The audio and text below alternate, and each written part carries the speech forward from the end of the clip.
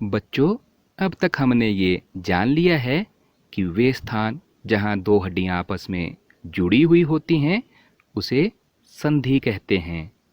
The places where two bones seem to be joint together are called joints. हमने कंदुक खलिका संधि, ball and socket joint को काम करते हुए देखा, जैसे कंधे से जुड़ी हुई बाजू। Neck and head joints at pivotal joint, गर्दन और सिर को जोड़ने वाली धुराग्र संधि, और फिर हिंज ज्वाइंट जो कि एल्बो, कोहनी, नी, घुटने आदि में होती है, उनके बारे में भी जान लिया। There are some bones in our head that are joined together at some joints, they are somewhat different। हमारे सिर की हड्डियों के बीच की कुछ संधियां उन संधियों से अलग होती हैं। The bones can not move at joints are called fixed joints. जो हड्डियां संधियों पर हिल नहीं सकती उन्हें अचल संधि कहते हैं। When you open your mouth wide, you can move your lower jaw away from your head। जब आप अपना मुंह खोलते हैं तो आप अपने निचले जबड़े को सिर से दूर ले जाते हैं। Now try to move your upper jaw now। अब आप अपने ऊपरी जबड़े को हिलाने का प्रयास करें। क्या आप हिला पाते हैं? There is a joint between the upper jaw and the rest of the head, which is a fixed joint। ऊपरी जबड़े एवं कपाल के मध्य अचल संधि है।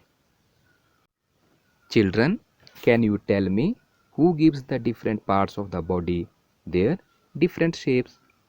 बच्चों, क्या आप हमें बता सकते हैं हमारे शरीर के विभिन्न अंगों को आकार कौन प्रदान करता है?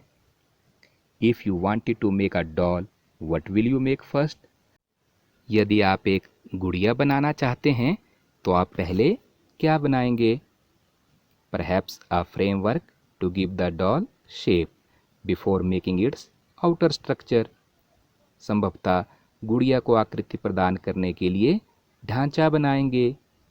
Similarly, all the bones in our body also form a framework to give a shape to our body। This framework is called the skeleton। इसी तरह शरीर की सारी हड्डियां मिलकर शरीर को आकृति प्रदान करने के लिए एक ढांचे का निर्माण करती है। इस ढांचे को हम कंकाल कहते हैं। We can know about the shape and number of bones in some parts of our body by feeling them। बच्चों, हम अपने शरीर की विभिन्न हड्डियों के आकार और संख्या के बारे में उन्हें अनुभव करके जान सकते हैं। One way we could know this shape better would be to look at X-ray image of a human body। X ray चित्र से हमें शरीर की सभी कठोर अस्थियों का पता लग जाता है। Feel the bones in your forearm, upper arm, lower leg and upper leg and upper leg। अपने हाथ के अग्र एवं ऊपरी भाग तथा पैर के निचले एवं ऊपरी भाग की अस्थियों को अनुभव करें, फील करें। Children, bend your fingers। Are you able to bend them at every point? बच्चों, अपनी अंगुलियों को मोड़िए। क्या आप उन्हें प्रत्येक ज्वाइंट पर मोड़ सकते हैं? Take a deep breath and hold it for a little while। गहरी सांस भरकर कुछ समय के लिए रोके रखें। Feel your chest bones and back bones by gently pressing the middle of the chest and back at the same time। अपने छाती एवं पीठ को हल्के से दबाकर अपनी हड्डियों को अनुभव कीजिए। Count as many ribs as possible। जितनी पसलियों को आप गिन सकते हैं, गिन लीजिए। We see that the ribs are curiously bent। हमने देखा कि पसलियां विशेष रूप से मुड़ी हुई हैं। They join the chest bone and the backbone together to form a box। वे छाती की हड्डियां एवं मेरुदंड से जुड़कर एक बक्से की रचना करती हैं। This is called the rib cage। इस शंकु रूपी बक्से को हम पसली पिंजर कहते हैं।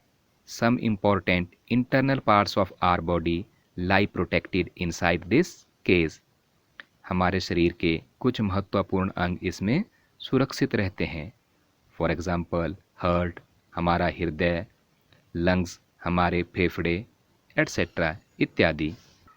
तो बच्चों, अगले वीडियो में हम कंकाल के बारे में और अधिक जानेंगे।